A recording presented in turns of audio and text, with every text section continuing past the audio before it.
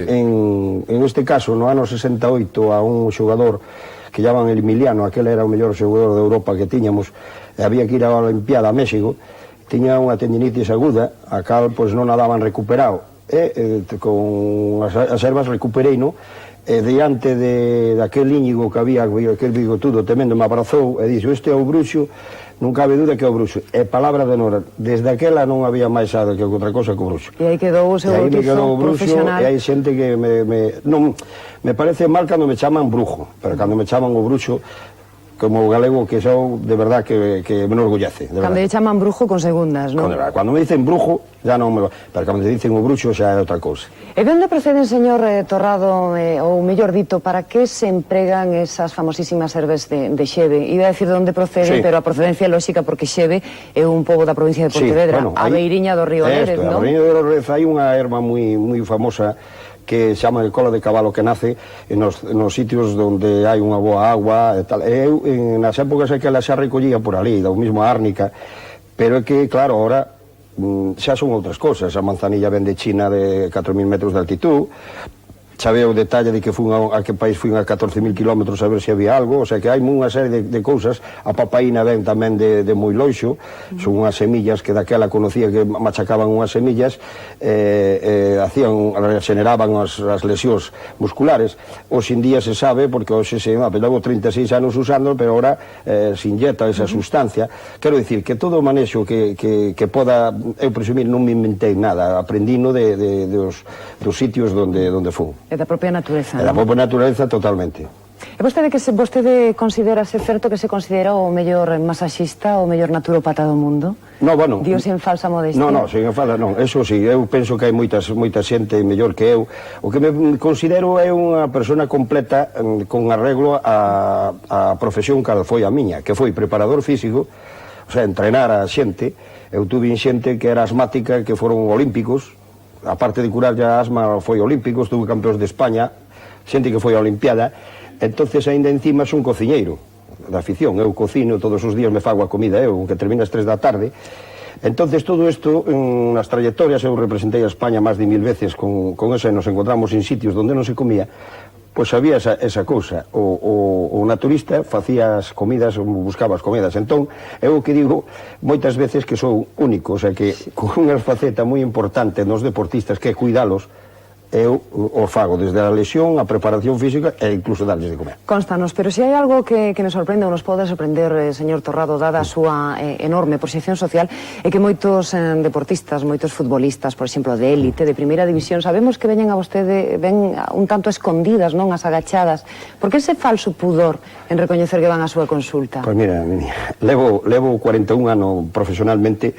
É triste que eso ocurra, pero sigue ocurriendo ahora, porque ahora sucede. Ahora mismo podíamos falar na época desta natural, fíjate, ao final de eso, aquí estamos en Santiago, non? Pois o Compos, os últimos partidos foi o Atlético Madrid, o Atlético Madrid e o Tenerife. Pois esa semana me veu a pedir a min as posibilidades de que tiñan 6 xogadores lesionados, os cuales foron, pero non eu solo, sino a miña xente, que estou orgullosa dela, e que hoxe teño 9 personas, entre os meus fillos, pero 9 personas traballando para mí, uns estudiando, pero e esos xogadores os curei, coa promesa de non dicir absolutamente nada, e a semana seguinte outros 5. Sí, porque a Fernando Vázquez non lle escoitamos dicir nada. Non, a Fernando Vázquez non teño nada con ele, pero a Fernando Vázquez está ahora. Quero dicir, eu non creo que teña culpa ni o presidente ni nada. Pero a verdade, a tristeza de todo isto é que non se diga a verdade. Eu teño a seguridade que o día que fun a curar a fraga da rotura de fibra, se non o curara, adiós Torrado, eso seguro, ou calquera outra figura que haya xogado de eso, tens que estar seguro para curalo. Isto non cabe duda. O que falabas antes, por lo menos pasaron máis de 1 millón de personas. Eu estou me enterando aquí de que o presidente Fraga pasou polas súas mans. Sí, tamén pasou. O digo porque lo dice. Hai outras persoas que non podo dicir a ela, pero eu teño orgullo a paz de ser fraguista, non é políticamente, senón porque el en calquer sitio onde está sempre me demostrou de un cariño, é unha persona agradecida a que había un galego que facía unhas recuperacións naturales e tal, e iso non o negou nunca.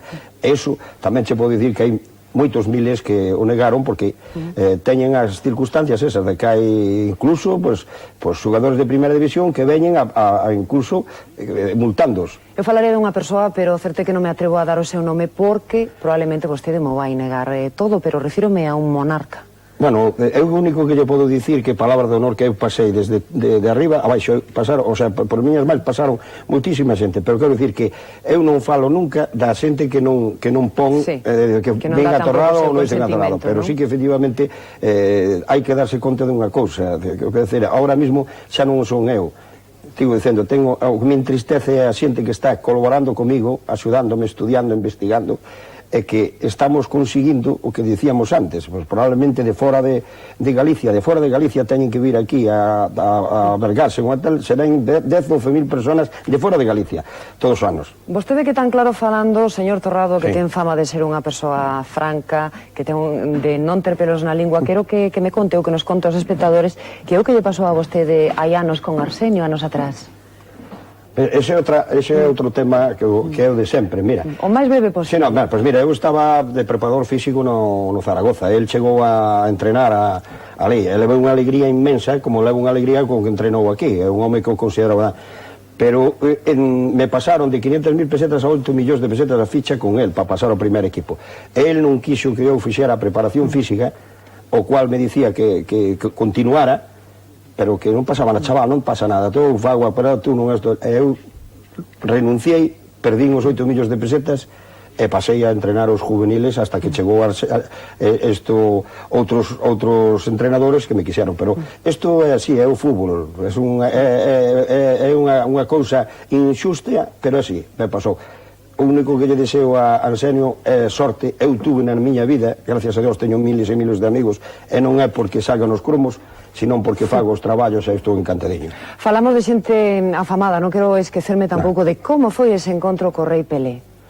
Bueno, ese veo a xogar no ano 72, veo a xogar un partido a Zaragoza, eu estaba de preparador físico, entonces el tuvo unha contratura e dicían que non xogaba, sería xa, se non xogaba Pelé, aquilo era tal, entonces recurriron a min que ya eu fora tal, que había que arreglalo, como houve outras cosas, moitos adetas, efectivamente arreglei e xoguei.